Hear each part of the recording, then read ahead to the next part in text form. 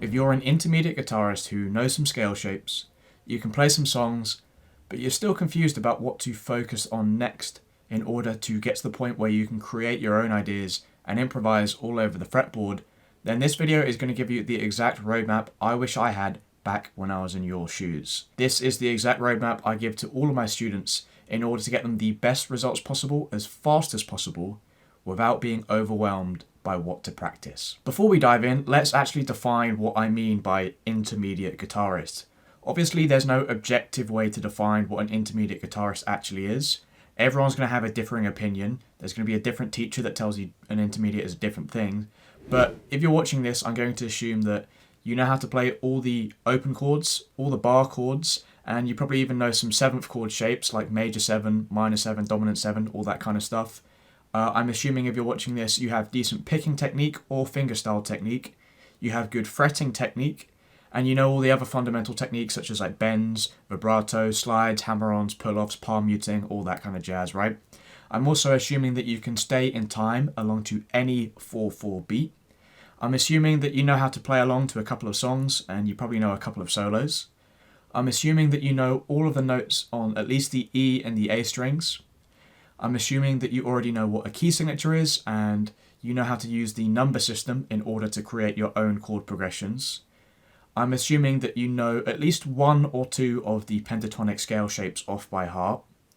I'm assuming that you can fake your way along a backing track or jamming with friends, but deep down, you're probably not that confident when improvising, and I'm probably pretty sure that you feel overwhelmed by how much there is to learn, and you're probably unsure about what matters in order to get to the point where you can freely create your own ideas and improvise all over the neck without being confused by the process. If that sounds like you, then you've made it to the right video. If you can't confidently answer yes to everything that I just listed, here's what you needed to do. Just pick one thing at a time and focus on just one thing. Don't get distracted by all the other possibilities, right? Trying to learn multiple new things at a time, it overloads your short-term memory and prevents any kind of deep learning from going on. It prevents you from actually integrating something into your playing.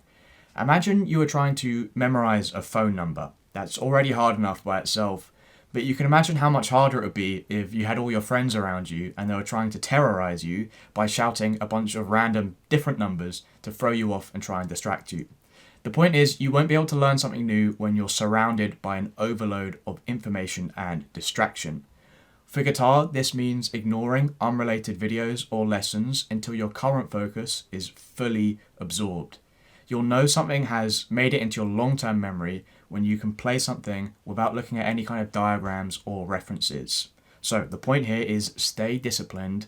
Just master one thing before moving on to the next. Don't get overwhelmed by trying to do everything all at once.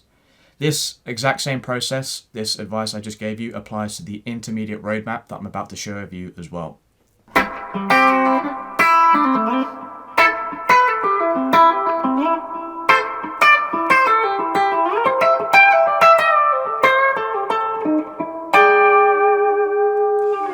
Now I'm at the point on the guitar where I can play all over the fretboard with complete freedom and create ideas with no kind of frustration or confusing.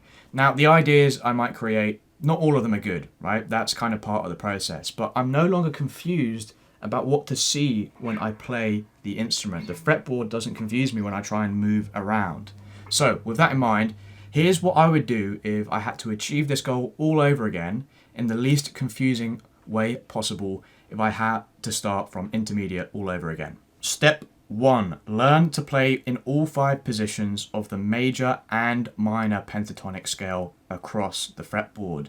The pentatonic scale is and always will be the backbone of all of my guitar playing.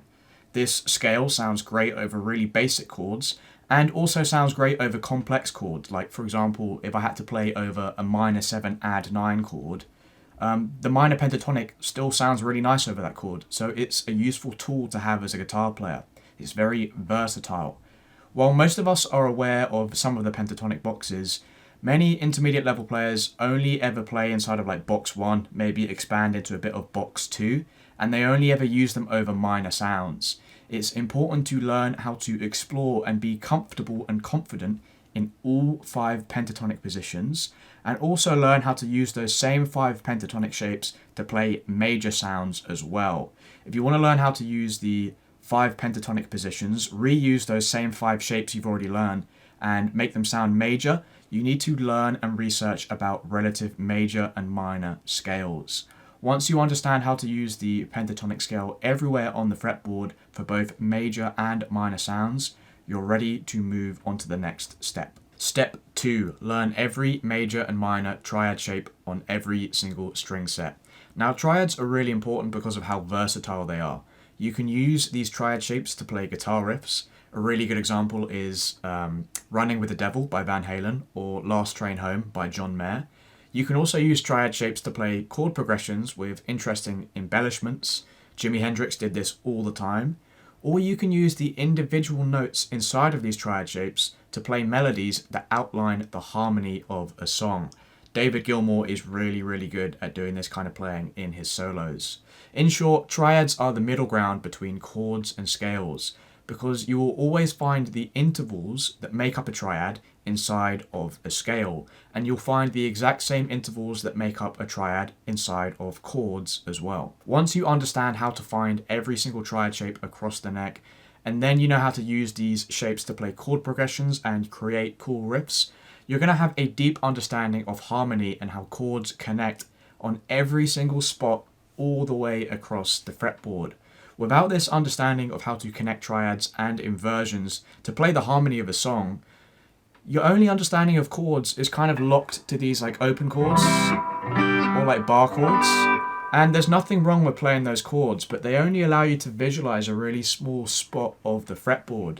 This is really restrictive, right? We want to be able to understand how to use the entire guitar neck, and to understand chords across the neck, you're going to have to learn triads on every single string all the way across the neck. So after spending the time to learn your triads, you're going to build a really good foundation of visualizing the fretboard. This is going to make it easier to start improvising through the chord changes in the future, which brings us along to our next step. Step 3. Combine your triads and pentatonics together across the fretboard. Now start spotting where your triads sit inside of the pentatonic shapes. Since both major and minor pentatonics include the intervals needed to form major and minor triads, that means every single triad shape you've already learned is going to sit and hide inside the pentatonic shapes you already know how to play as well. Now, you have to remember, shapes are just visual maps of intervals on the fretboard. It's just a way to visualize what intervals look like, right? Once you understand how those intervals connect with different concepts theoretically, everything on the fretboard becomes so much clearer. This is an absolute game changer. You want to stop seeing shapes as just fret numbers and start seeing where the intervals exist inside of them. Now, you have to start slow, just map out where your root notes exist first, and then you can slowly expand from there and look for where the roots and the fifths and the thirds are, and look for where the full triad shapes sit inside of scales. It's also important to mention here that you should start to figure out how two things that you've spent time learning and practicing combine and connect and work together before moving on to a third thing that's completely new. When you combine what you already know, the fretboard starts to open up and make so much more sense. This step is really important because it avoids fragmentation. The reason you feel like you're practicing and learning 100 different things, yet making no progress, is because you don't take the time to experiment with combining two concepts together. And this is what that third step does. It encourages you to combine the triads that you've been learning and the pentatonic shapes that you've been learning together, see how they interact, and now you have a greater understanding of both triads and pentatonics. It's really powerful. When you combine the triads with these pentatonic scales, you actually gain the ability to improvise over chord changes. All you have to do is play your chord progression using triad shapes first, and then start to decorate each triad with the pentatonic notes that sit around those triad shapes. So now you need an understanding of how to play major and minor pentatonics first in order to play through those changes, and then you need an understanding of how to play chord progressions with triad shapes. But once you have all of that from the last two steps, all you have to do is just add those two things together, and then you've got the ability to improvise through any major or minor chord changes. Step 4. Learn the major scale across the entire neck. Now, you might start noticing a pattern here in all of these steps. I recommend that you learn everything across the entire fretboard. Knowing how to play a scale or a chord in just one position on one spot of the neck is far too limiting. If you want the ability to create ideas anywhere with freedom on the instrument without being frustrated and confused about what to do and where to go, you need to know how to use something across the entire neck, which means you have to practice looking for these things across the entire neck as well. Once the connection between pentatonics and triads is clear, it's time to move on and start learning the major scale across the entire neck as well. I personally recommend the 3-note per string system. It's what's worked best for me. That system gives you 7 different scale shapes that connect all the way across the fretboard. However, I know there's a 5-shape system as well that works for some other people. Just use whatever helps you stay consistent. All that matters is that you can play the major scale across the entire fretboard. These major scale shapes across the fretboard are going to set you up with a foundation to start adding in some more sophisticated melodies inside of the pentatonic shapes. And also it's going to help you understand how to play the sounds of modes on the fretboard too, if you're interested in learning about that kind of stuff. Step 5. Connect everything together. Now, just like before, once you've spent the time learning and memorizing something new on the instrument, you also need to take the time to figure out how it connects with what you already know to avoid the problem of scattered and unconnected knowledge. You don't want to be a guitarist who knows a lot but can't actually make any music with the hundreds of different things they've practiced. At this point, you should know how to use every single pentatonic shape for both major and minor across the neck. You should know where your triads line up inside of these pentatonic positions. And you should know how to play the major scale across the entire fretboard as well. Now, you can take the exact same triad and pentatonic combination and also look for where these things overlap with the major scale, right? This step turns all of your isolated knowledge into one usable framework that you can use to play really interesting songs and melodies and create your own ideas with more freedom, right? You'll understand how to use modes and play with real fluency across the fretboard. So this roadmap helps you understand the major scale and its modes as just evolutions from the pentatonic scale and triads, right? They're all interconnected. To play a major scale or its mode, you just have to take a major or a minor pentatonic shape and just add in 2 extra notes, right? It's just an evolution upon the boxes that you've already practiced. Like, for example, if I was to play A Dorian, I can play this exact same minor pentatonic box 1. But because I know where it lines up with the major scale shapes, I just have to combine that with the key of G major and add in 2 extra notes. And I can play the A Dorian scale.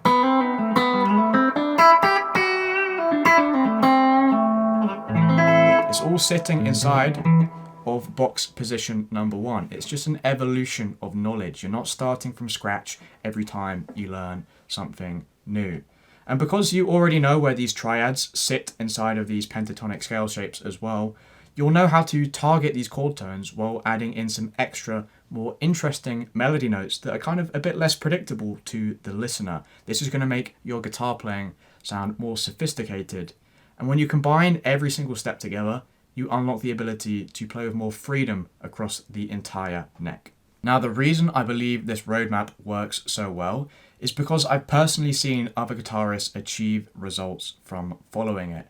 And in hindsight, as someone that can use the guitar any way I want to now, this is something I wish I had followed to get those results a lot less quicker and to avoid a lot more confusion. One of my students started with no idea how to improvise through any kind of chord change. So I gave him this roadmap, and he's now improvising solos all over the neck in a way that reminds me of David Gilmour's playing. Check this out.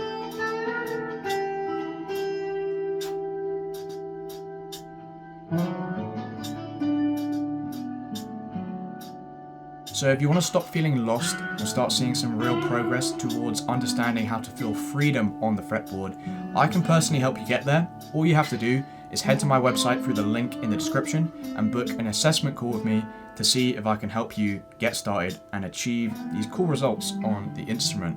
But just in case you aren't ready to leave YouTube just yet, I've got another video that you can watch that's related to improvising through the chord changes, using triads, combining them with pentatonic scales, and it's quite useful. You can click right here to watch that video.